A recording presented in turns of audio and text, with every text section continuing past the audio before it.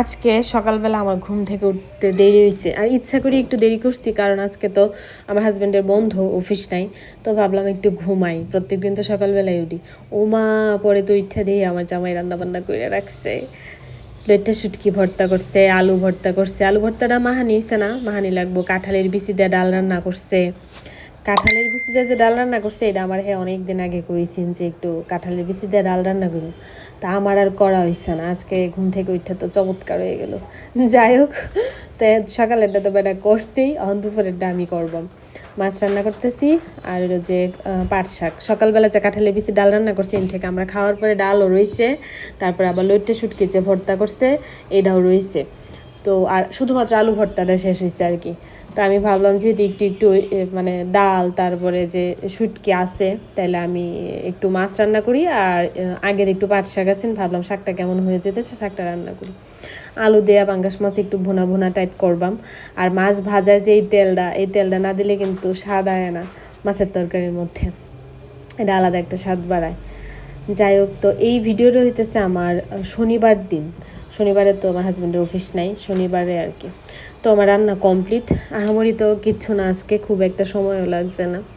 রান্না কইরা আমি স্নান করলাম, শ্যাম্পু টেম্পু করলাম। আজকে আবার রাত্রে আমার শাশুড়ি আর আমার ভাসুর আইব রাত্রে 9টার বাসে আর কি রওনা দেব তারা। বাসা দাইতে প্রায় 1টা বাজবো রাত্রে। তো আমি পরে আবার বিকাল দিকে একটু আলতা পরছিলাম, আলতা পরে একটু ভিডিও করছি।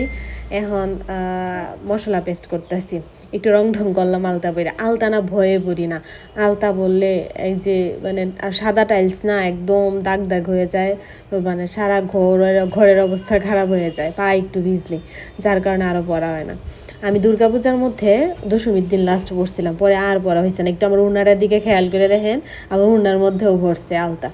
যাই হোক, তো এখন আমি মশলা পেস্ট করতেছি, যেহেতু তারা আইবো তো আমি তো একটু ব্যস্ততার মধ্যে থাকবাম। আবার আমার ভাসুর আমার শাশুড়ির দিয়া ভোরের দিকে আবার যাইবো গা। তো সকালবেলাও তো উঠে আমার রান্না বান্না করা লাগবো, ভোরে উঠা লাগবো, একটু আর কি কাজ আগায় রাখতেছি। এই কারণে আমি একটু মশলা পেস্ট করে রাখতেছি আর কি। পেঁয়াজ, তারপরে আদা পেস্ট করছি, রসুন আর করছি না, রসুন চুলাইতে সময় লাগে, এই কারণে রসুন আর করা হয়েছে না, রসুন করা লাগবে। তো এই যে আমি রান্না মাত্র করলাম, আলু ঢেঁড়স ভাজি করছি। আমরা খাওয়া দাওয়া তো হয়েছে বলতে আমরা খাওয়া দাওয়া আছে, খাবার আছে, তো তারার লেগে আর কি আমি রান্না করছি। আলু ঢেঁড়স ভাজি করছি, আলু দিয়ে রুই মাছ করছি, আর হলো যে মাংস রান্না করছি। এই যে সকালে কাঁঠালের বিচিতে ডালটা রান্না করছি, আমার হাজব্যান্ড এটা এখন আছে। আমার হাজব্যান্ডের লেগে 2টা রুটি বানাইছি, হ্যাঁ হলো রুটি খাইবো। আর লইট্টা শুটকি ভর্তাটা এখনও আছে, দুপুরবেলাও খাইছি, খাওয়ার পরেও এখনও আরও আরও রয়েছে আর কি। তো এই তো আমার রান্না বান্না কমপ্লিট, এখন একটু ডাল করতেছি। যদিও আমার শ্বশুরবাড়ির কেউ তেমন একটা ডাল খায় না, মানে আমি তারা তেমন একটা খাইতে দেখি না, কিন্তু তাও আমার কাছে মনে হইতেছে যে একটু ডাল করা দরকার, একটু ডাল করি। কাঁঠালের বিচি ডাল তো আছেই, থাকলেও তো মানে ওইটা তো সকালবেলার, তার লাগে একটু ফ্রেশ ডাল রান্না করি। তা আমি এদিকে একটু মুসুরির ডাল বসাইছি আর কি। আর এদিকে আমার হাজব্যান্ড গেছেন বাইরে, মাত্র আইলো, ডাটা নিয়ে এসে। আর আমি ভাতটা রান্না করছি, ভাতের মার কাছতে দিলাম। তারপর হলো যে কাঁচামরিচ শেষ হয়ে গেছেন গা, আমি তার কাঁচামরিচ আনতে গেছি আর কি, কাঁচামরিচ নিয়ে আইসে। ডাটারই কী কারণে জানি আমার মনে হইতেছে সিদ্ধ হইতে খুব সময় লাগবো, আমার কাছে মনে হইতেছে। যাই হোক, তো এই যে এখন তারা প্রায় আই পড়ছে, ফোনে কথা হইলো। তা আমি এখন হলো একটা বালিশ বের করে রাখবাম। এই রুমে তো 2টা বালিশ আছে, তো 2 বালিশে হয় কি না জানি না, এই কারণে একটা বালিশ বের করে রাখতেছি। এই বালিশটা আমি বাইরেই রাখছিলাম, ট্রাঙ্কের ভিতরে রাখছি না, যাতে আমি সহজে বাইর করতে পারি।